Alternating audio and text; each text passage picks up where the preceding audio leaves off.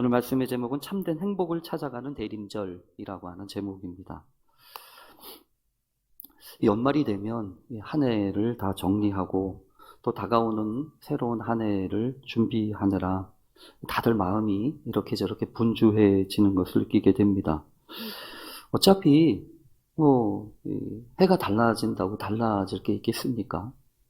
하루하루를 살아갈 수밖에 없음에도 불구하고 그 하루의 의미를 새롭게 부여하려고 하는 것은 역설적으로 보면 그만큼 우리의 삶 속에 이 새로운 날에 대한 희망이 참 소중하구나 라고 하는 것을 알게 됩니다.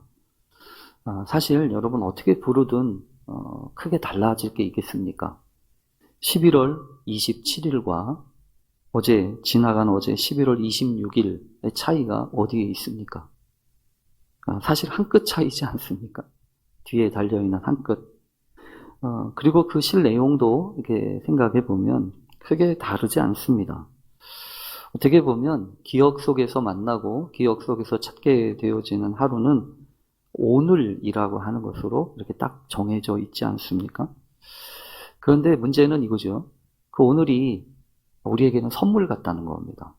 당연한 게 아니고 지나간 과거는 역사고 다가올 내일은 미래는 신비로운 것이라고 한다면 우리가 가져가고 있고 우리가 누릴 수 있는 이 오늘만이 말 그대로 프레젠트, 선물과 같은 그런 하루라고 하는 것이죠. 그 선물을 뭐라고 부르든지 그게 중요한 게 아니고 그 선물을 같은 그 하루를 어떻게 그 사람이 어떤 삶을 살아가는가 이게 더 훨씬 더 중요하지 않겠습니까? 겉으로는 아무리 화려하고 또 아무리 찬란하다고 할지라도 그 실 내용에 있어서는 다시는 반복하고 싶지 않은 그런 끔찍한 지옥과 같다고 한다면 그 인생은 결코 행복할 수 없을 것입니다. 반면에 입에서는 단내가 나고 땀이 찌들 정도로 힘들고 어려운 그런 하루였다고 할지라도 뿌듯한 감동과 더할 나위 없는 그 감격으로 차오르고 있다면 그 사람은요 정말 행복할 겁니다. 이 대림절이라고 시작되어지는 오늘 특별히 하나님이 우리에게 허락하신 이 하루하루 오늘 이것을 참된 행복을 누리고 맛보게 되는 그런 기간으로 채워가실 수 있기를 간절히 축원합니다. 한편으로는 좀 설명이 좀 필요하겠다 싶은 말씀을 준비하면서 있었어요. 뭐냐면 그동안 우리가 이 강림절이라고 보통은 이야기했지 이 대림절이라고 표현은 보통 안 했거든요. 근데 뚱딴지 같이 이번에 감리교 본부에서 신앙과 직제위원회를 진행하면서 이제 우리는 대림절로 부르기로 했어요. 이렇게 통지가 내려왔어요. 그래서 여러분이 보시는 것처럼 이 주보에도 이 대림절이라고 하는 표시를 하게 됐죠. 이게 교회력과 관련된 이야기입니다. 사실은 여러분들한테 이 교회력에 대한 이야기를 좀 자세하게 알려드리고 또 소개를 하는 것이 마땅한데 그런 시간들이 충분하지 않아서 좀 아쉽기도 합니다. 우선 여러분이 교회력이라고 하는 것은 교회가 사용하는 달력이라고 하는 뜻입니다. 그리고 이 교회력이라고 하는 것은 어떤 면에서 보면 공교회로서의 어떤 특징을 담아내는 산물이기도 합니다. 그러니까 공교회라고 하는 것은 어떤 하나의 교회, 그 한 교회만의 문제가 아니고 지구상에 있는 모든 교회들은 하나의 이 시간의 흐름을 간직하고 있는 교회다라고 하는 것을 상징적으로 보여준다고 하는 것이죠. 그래서 이 같은 리듬을 가지고 살아가는 공동체고 또 이 교회력이라고 일컬어지는 그 하나님의 역사의 흐름을 생각하고 기도하고 또 따라가는 사람들이다라고 하는 이야기입니다. 물론 여러분 그렇잖아요. 이 농사 짓는 사람들한테는 농사 짓는 달력이 있잖아요. 그래서 지금은 모내기를 해야 되는구나. 지금쯤 배추를 심어야 되는구나. 지금은 이렇게 걷어야 되는구나. 이런 것들을 간직하고 있는 것처럼 신앙으로 사는 사람들한테도 그런 신앙의 흐름과 관련된 부분에 있어서 생각해야 될 중요한 흐름들이 있다고 하는 것을 여러분 우리가 꼭 기억해야 합니다. 물론 그런 신앙의 흐름 가운데 중요한 신앙의 절기들 그것들이 아주 굵직굵직한 틀을 간직하고 있죠. 예를 들어서 이 신앙에 있어서 중요한 틀은 이 성탄이라고 하는 그리스도 예수의 오심과 관련된 부분이고요. 그 다음에 예수님이 돌아가셨다가 부활하셨다라고 하는 그 부활과 관련된 것과 또 예수님이 부활하신 뒤에 승천하신 뒤에 우리에게 약속하신 그 성령이 오셨다라고 하는 것이 이게 세 가지가 이 교회에서는요 상당히 중요한 절기이고 또 이 묵직한 기둥이에요. 그런데 이 모든 것들이 하루로 끝나지 않습니다.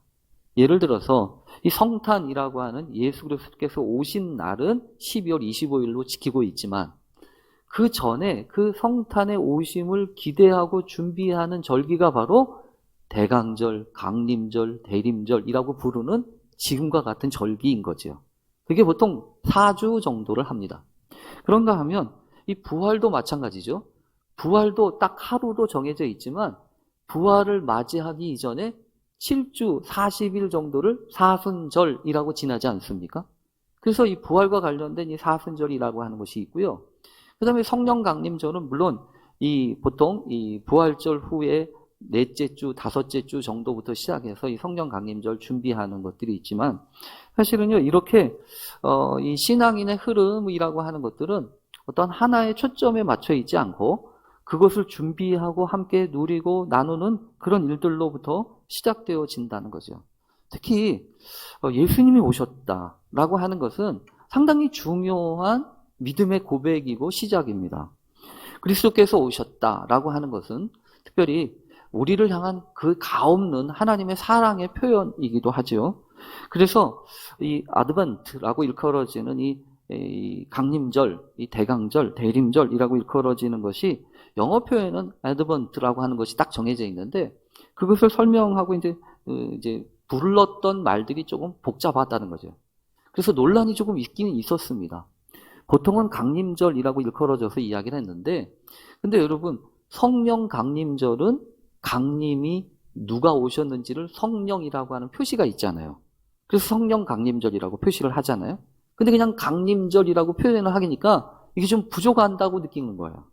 그래서 이거에 대한 문제를 계속하면서 특별히 강림이냐 임재냐 뭐 이런 얘기들을 막 나누면서 이번에는 어쨌든 오늘부터 이번부터 이 대림절이라고 부르기로 하기로 했대요. 물론 이 가운데는요 주님의 오심과 관련된 것을 이제 고대하고 기다리는 것을 강조하는 그 표현입니다. 특히 그래서 이 명칭보다는 이게 뭐라고 부르든 그게 무슨 문제겠어요. 중요한 것은 주님의 오심을 기다리고 그 주님의 오심을 강조하고 기다리면서 느끼는 그 마음의 그 감동과 관련된 부분도 우리가 특별히 생각해야 한다는 것입니다. 이 대림절, 대강절, 강림절에 반드시 기억해야 되는 것은 요거예요. 그리스도께서 나를 찾아오셨다는 거야. 주님이 나를 찾아오셨다는 거야. 세상에 오셨다는 게 아니고 내 마음 가운데, 내 생각 가운데 내 어떻게 보면 마구간처럼 이렇게 저렇게 어질러지고 너저분한 그런 세상의 것들로 가득 차 있는 우리의 가정에 내 삶 속에 내 생각 속에 오셨다. 나를 찾아오셨다. 그래서 그분을 기억하고 맞이하는 것, 그것을 준비하는 것, 그것을 기다리는 것, 그것이 오늘 우리가 생각하고 준비해야 되는 중요한 과제라고 하는 것입니다. 그래서 12월의 주제는요, 기다림이에요. 12월의 주제는 기다림입니다. 하나님, 우리가 이 한 해를 어떻게 준비하고 또 어떻게 마감을 할지, 특별히 요즘 인스턴트 시대잖아요. 그래서 즉각적으로 이게 속도가 생명이라고 생각하고 그리고 그 빠름이라고 일컬어지면서 빠름만을 강조하고 있는 이 시대에 기다림을 잃어버린 시대 그러잖아요.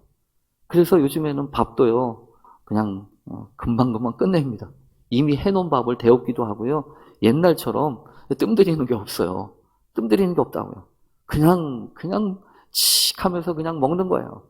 그런데 이런 기다림을 잃어버린 시대에 특별히 이 대림절이라고 일컬어지는 교회력의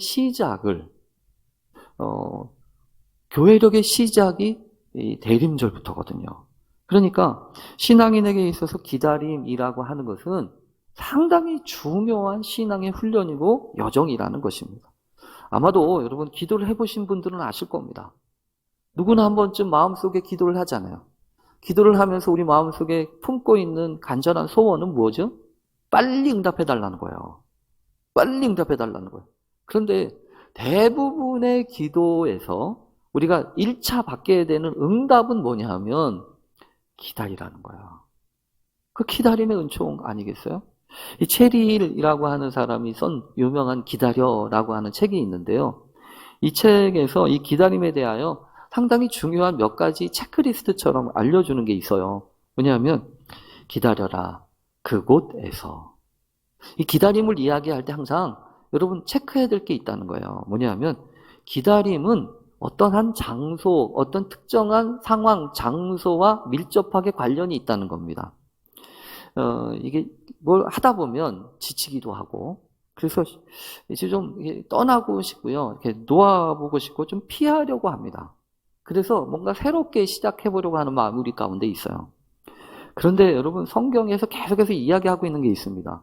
뭐냐면 기다리라는 거야. 예수님이 십자가를 지시고 부활하신 다음에도 승천하시기 전에 뭐라고 얘기하셨냐면 예루살렘을 떠나지 말고 아버지 약속하신 것 기다려라. 그러잖아요. 그러니까 기다림이라고 하는 것은 어떤 특정한 우리에게 정해져 있는 나는 좀 피하고 싶어. 나는 좀 떠나고 싶은 거지만 그곳에 머물 필요가 있어요. 기다림을 위해서는. 그리고 기다려라고 하는 그 책에 보면 첫 번째가 이게 장소와 관련된 그 부분이고요. 기다려. 아직 시간 남아 있어. 이 기다림에 시간이 있다는 겁니다. 그래서 이 시간은 사실은 지루한 시간이에요.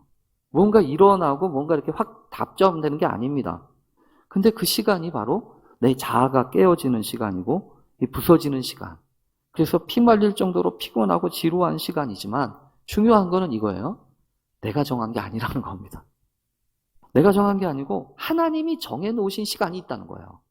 특별히 여러분 조금 더 기다리지 못한다. 내가 생각했던 것보다 그런 점에서는요. 내가 생각하고 내가 판단하는 것보다 조금 더 기다릴 필요가 있어요.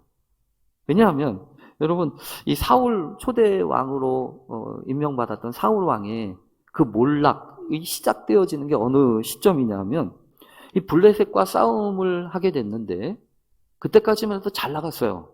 블레셋과 싸우려고 이제 준비하고 있는데 그 엄청난 대군 앞에서 오금절여서 사람들이 막 이제 불안에 떨고 있습니다. 근데 사무엘이 와서 제사를 드리고 전쟁을 하거든요. 근데 사무엘이 정한 시간보다 안 와요. 정한 시간이 있었다고요. 근데 그 정한 시간에 도착을 안 하는 거예요. 그러니까 사람들이 술렁술렁거리면서 야 우리 지는 거 아니야? 이러다가 지는 거 아니야? 싸워보지도 못하고 끝나는 거 아니야?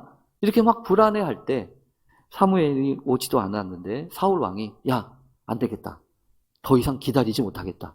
빨리 제사 드리자. 그러고서 제사를 드려버려요. 여러분 제사 드리는 게 나쁜 거 아니잖아요. 하나님 앞에 예배 드리는 거 나쁜 거 아니잖아요. 그래서 드린 건데 아니 뭐 누가 드리든 그게 무슨 상관이 있어요.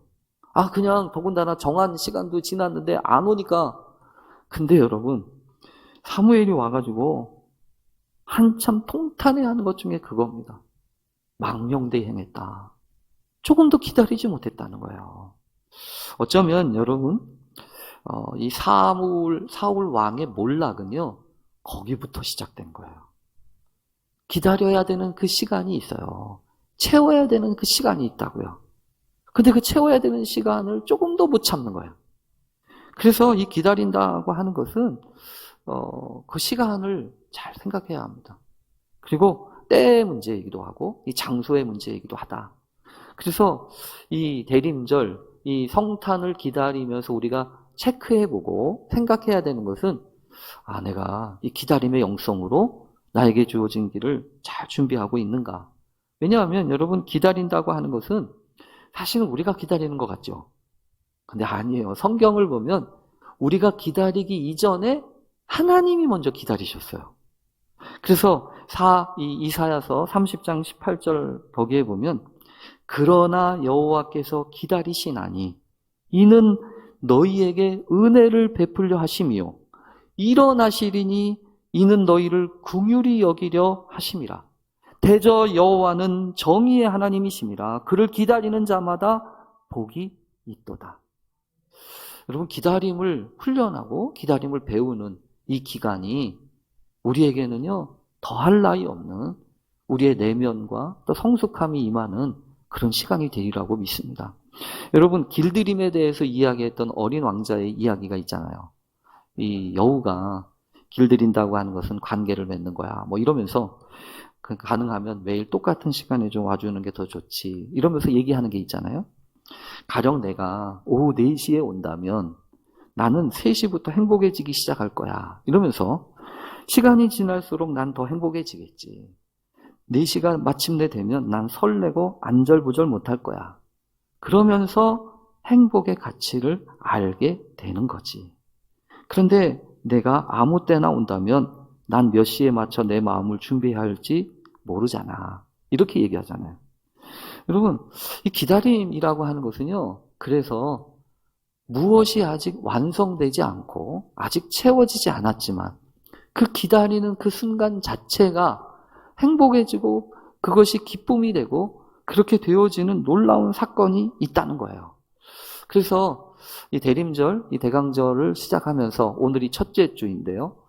성탄일까지 첫째 주가 되는데 마음속에 그런 생각이 들었어요. 하나님, 이 대림절, 대강절 기간을 보내면서 참된 행복이 어디에 있는지 알게 해주십시오.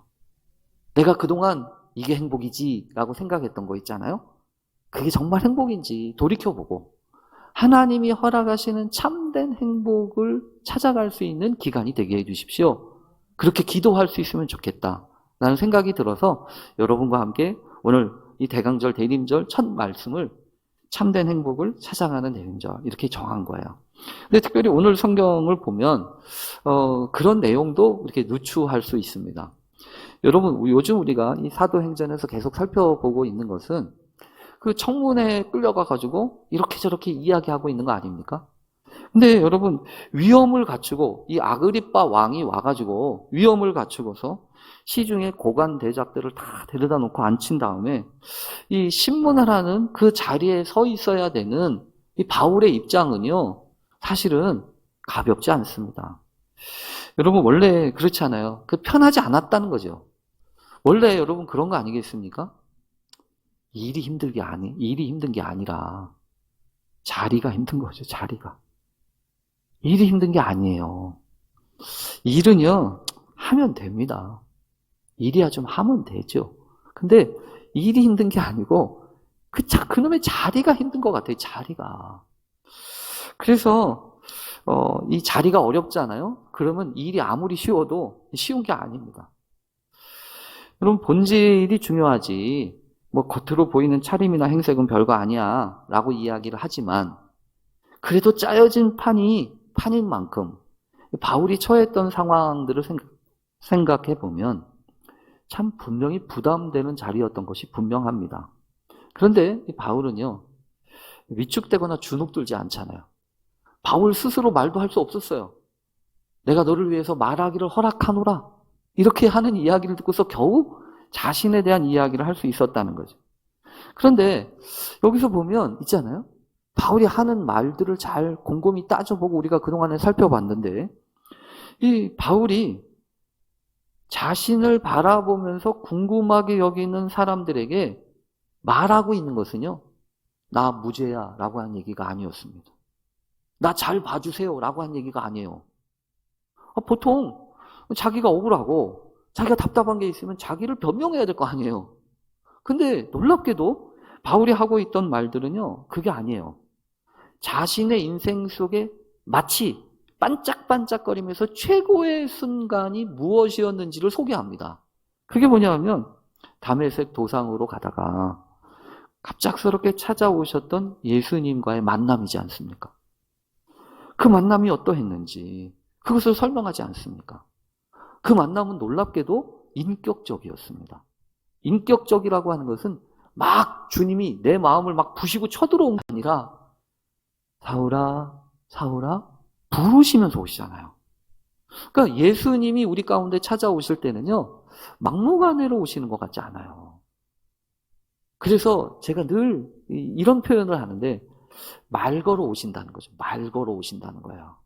나한테 조용하게 이렇게 말을 걸어 오세요. 마치 사람이 내게 아무개야, 아무개 씨라고 이렇게 찾아와서 묻는 것처럼 요즘 얼굴이 왜 그래요? 이렇게 묻는 것처럼 요즘 어디 아픈 데 있어요? 이렇게 묻는 것처럼 주님이 우리에게 찾아오셔가지고 대화하신다는 거죠. 왜 대화하실까요? 주님이 우리와 사귀고 싶어 하시는 거예요. 주님이 우리와 나누고 싶으신 거예요. 주님이 우리와 함께 하고 싶으신 거라고요. 그래서 성경에 보면 그 주님을 만났을 때 그 만남이 왜 귀했냐 하면, 그 만남이 왜 소중했냐 하면 자기가 보고 싶은 게 아니라 하늘에서 보여주신 것을 볼 수 있었기 때문입니다. 그래서 이 사도 바울이 이 고백하면서 내가 하늘에서 보이신 것 그때 보았다라고 얘기하는 거 아니에요? 하늘에서 보이신 것 여러분 무엇이었습니까? 자신이 막 찾아서 헤매고 자기가 보고 싶은 게 아니에요. 그러니까 여러분 우리도 마찬가지입니다. 우리가 이 땅에 살면서 참된 행복은 뭐냐 하면 내가 보고 싶은 거 봐서가 아니에요. 내가 보아야 할 것을 보는 거예요. 내가 일단 하나님 앞에서 이 주님이 여러분 그렇잖아요. 주님이 이 사울을 찾아가셨을 때 우선 했던 거는 해보다 더 밝은 환한 빛을 비추어 주셔서 그의 눈을 멀게 하십니다.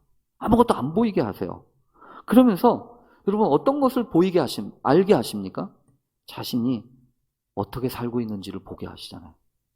그래서 자신이 알고 있던 세계가 닫히고 나니까 자기가 보고 있고 자기가 관심 있었던 세계, 내가 지금 잘 살고 있지, 내가 이렇게 사는 것이 정말 멋지게 살고 있는 거지 라고 하는 것이 완전히 끊어지니까 그 다음부터 진짜 자신의 모습이 보여지기 시작하는 거예요.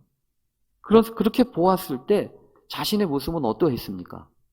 마치 여러분 잘못 가는 짐승, 길을 잘못 들어가는 짐승한테 이게 잘못 가는 길을 똑바로 바로 가려고 뒤에서 이렇게 콕콕 찔러대는 가시채, 그 가시채를 향하여서 이 짐승이 아프다고 그만 찌르라고 왜 자꾸 찌르냐고 아프다고 싫어하면서 화를 내면서 마냥 뒷발꿈질하고 있는 거, 그 모습이 자신의 모습이라고 하는 것을 보게 하시잖아요.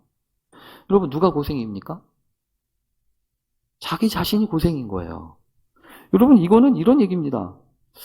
이전까지는요 남들이 나를 힘들게 하는 줄 알았어요. 남들이 나를 괴롭히고 남들이 나를 아프게 하는 줄 알았다고요. 근데 이렇게 하나님이 보이시는 것을 이렇게 보니까 남들이 힘들게 하는 게 아니에요.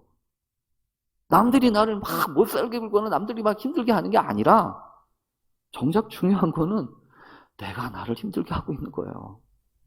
내가 나를. 그걸 모를 뿐이지. 그걸 모를 뿐이에요. 그래서 바울이요 화들짝 놀라가지고 주님이 누구십니까? 이렇게 얘기하잖아요. 주님 도대체 누구십니까? 여기서 주의해야 합니다. 내가 누구냐고 묻는 것도 중요하지만요. 내가 누구인지 아는 것보다 주님이 누구신지 아는 게 훨씬 중요합니다. 그게 훨씬 중요해요. 왜냐하면 내가 누군데 이렇게 이야기하기 시작하면 다 자기 중심으로 보잖아요. 근데 그러면서 세상 모든 것들을 그렇게 재편하기 시작하면서 바라보기 시작하면 여러분 이렇게 왜곡되기 쉬워요. 근데 이제 내가 누군지를 알기 위해서 나를 지으시고 나를 붙잡으시고 나를 인도하시는 그 주님을 묻는 거예요. 도대체 그 주님이 어떤 분이십니까? 나를 부르신 주님, 나를 만나러 오신 당신이 도대체 어떤 분이십니까? 이거를 묻기 시작을 했다는 거예요. 바울이. 여러분, 그래서 이 바울이 주님을 만나고 난 다음부터 바뀌기 시작한 게 뭐냐 하면, 자기 자신을 다시금 새롭게 발견하고, 그리고 내가 무엇을 위해 살아야 하는지, 내가 이제 앞으로 어떻게 살아야 하는지를 발견하기 시작한 거예요. 여러분, 진짜 행복은 그거 아니에요? 진짜 행복은요, 삶의 방향을 알기 시작했다는 거예요. 내가 지금까지 어디 왔나? 이게 아니라는 거죠. 내가 지금 상태가 어떤가? 이게 아니라는 겁니다. 그래서 여러분 어떤 때는요, 내 상태가 이러냐 저러냐 가지고서 우리가 행복하냐 안 하냐를 따질 때가 많아요. 상태가 좋으면 내가 행복하다고 느낍니다. 근데 내가 상태가 좀 시원찮아요. 그러면 불행하다고 느껴요. 근데 여러분, 상태보다 훨씬 더 중요한 게 있어요. 방향이에요. 어떤 방향으로 가고 있느냐가 이게 더 훨씬 더 중요합니다. 왜냐하면 잘못된 방향으로 씩씩하게 아주 튼튼하게 가봐야 그건 행복하지 않아요. 비록 얻어 터지고 주워 터지고 실패했어도 이제 방향을 올바로 잡았어요. 그러면 행복한 거예요. 상태가 문제가 아니라는 겁니다. 상태는요, 그 방향에 따라서 달라질 수밖에 없습니다. 그러니까 중요한 거는 이게 올바른 방향이냐 이거예요. 이 바울은 그거를 발견한 겁니다. 그걸 발견한 거예요. 비록 눈은 멀게 됐어요. 더 이상 볼 수가 없다고요. 이제 그래서 남들한테 끌려가야 됩니다. 자기 혼자 저벅저벅 다니면서 남들 끌어가게 바빴던 이 사람이 자기 몸 하나 간소하지 못해서 끌려다녀야 돼요. 그러나 그 마음속에 차오르는 하나님의 부르심이 있고 하나님의 기쁘신 일이 있기 때문에, 그래서 바울에게 주님이 말씀하시지 않습니까? 일어나 너의 발로 서라. 그러면서 내게 나타난 것은, 내가 너를 만난 것은 곧 내가 나를 본 일과 장차 내가 내게 나타날 일에 너로 종과 증인을 삼으려 한 것임을 내가 알리리라. 이렇게 하시면서 말씀하셨다고요. 그러니까 여러분, 이런 일을, 저런 일들을 통해서 우리가 분명하게 깨달아야 되는 것은요, 내 상태를 가지고 행복을 척도하는 것은 바람직하지 않다. 분명히 그렇다는 거야. 여러분, 그래서 봐야 합니다. 올바로 봐야 돼요. 하늘에서 보여주신 거 볼 수 있어야 됩니다. 내가 보고 싶은 거 내가 만나는 게 아니고, 안 보였을 때는 두렵습니다. 잘하는 것인지도 모르니까 두렵습니다. 그런데 그러니까 있잖아요. 그때마다 이렇게 올라오는 감정이나 생각에 따라서 들쑥날쑥한 거예요. 기준이 명확하지 않으니까. 기분이 괜찮고 감정이 괜찮으면 괜찮아 보여요. 근데 이게 늘 그렇지 않잖아요. 아침 생각 다르고 저녁 생각 다르고 이때 기분 다르고 저런 기분 다르잖아요. 근데 있잖아요. 이제는 그게 아닌 거예요. 기분과 생각과 관계없이 주님을 만나고 난 후로부터는요, 분명한 기준이 생긴 거예요. 그 기준이 뭐예요? 주님의 부르심입니다. 주님의 인도하심이에요. 그래서 여러분, 이렇게 고백한 거 아니겠습니까? 뭐가 중요한지, 내 무죄가 밝히고 내 이것을 변명하는 게 중요한 게 아니라 나한테는 이 사건이 훨씬 더 중요한 거예요. 그러니까 그 사건을 얘기하는 거 아닙니까? 여러분, 이런 당당한 바울의 모습을 보면서 급기야 베스도가 이야기합니다. 야, 너 많은 학문이 너를 미치게 했다. 너 지금 제정신이냐 이거예요. 너 미쳤다. 마이노마이라고 하는 얘기는요, 생각이 미쳐 날뛰다. 정신이 나가서 헛소리를 한다. 이런 뜻입니다. 그러니까 지금 이 베스도는 못 알아듣는 겁니다. 지금도 정신 나갔지? 이렇게 얘기하는 거죠. 여러분, 이게 미친 게 사실은 문제예요. 그런데 예수님도 이렇게 미친 취급을 받은 적 많고요. 성경에 보면, 성경뿐만이 아니라 그런 얘기가 있더라고요. 미치지 않고는 미칠 수 없는 곳이 있대요. 그래서 불광불급이라고 하는 유명한 고사가 있지 않습니까? 세상은 만만치 않은데, 그저 대충 해서 이룰 수 있는 일은 어디에도 없는데, 그렇게 하다 혹 운이 좋아 작은 성취를 이룬다고 해도 그 성취는 결코 오래가지 않습니다. 그래서 미치지 않으면 미치지 못한다. 이러면서 남들이 미치지 못할 경지에 오르려고 하면 제정신 가지고 안 되니까 쏟고 마음을 다해서 미칠 정도로 힘써야 한다라고 하는 얘기죠. 여러분, 지금 바울의 내면에 가득 차고 있던 당당함이나 이 열정이 여러분 마치 광기를 보는 것과 같았다는 거잖아요. 그래서 이 베스도가 그렇게 얘기한 거 아닙니까? 너 미쳤다 이게. 잘 봤어요. 바울 미쳤어요. 그런데 한 가지 잘못 알았어요. 많은 학문이 너를 미치게 한 게 아니에요. 학문이라고 하는 어떤 지식의 체계, 그래서 그람마라고 일컬어지는 글자나 문자, 어떤 기록, 이것이 그를 미치게 한 게 아니고요. 바울을 미치게 한 거는 예수 그리스도였다고요.